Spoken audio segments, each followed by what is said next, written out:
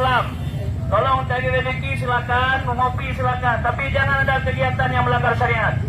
Tolong jangan ada live musik dan hura-hura. Silakan bapak ibu ngopi dengan santai dengan keluarga, kami tidak mengganggu. Tapi tolong jangan ada kegiatan-kegiatan hura-hura. Kita di Aceh syariat Islam. Ini bumi Aceh syariat Islam. Tolong dihormati syariat Islam. Jangan bawa budaya-budaya kafir ke negeri Aceh.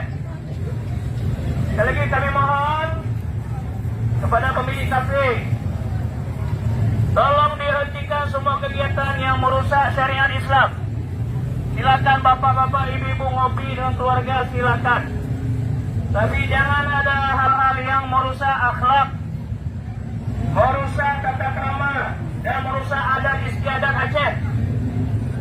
Kita berlaku kanun syariat Islam di negeri Aceh.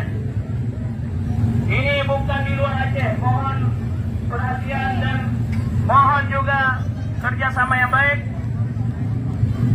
Semoga kita rezeki yang kita cari ini berkat.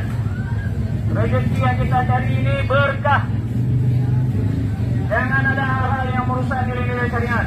Baik, mari berselawat.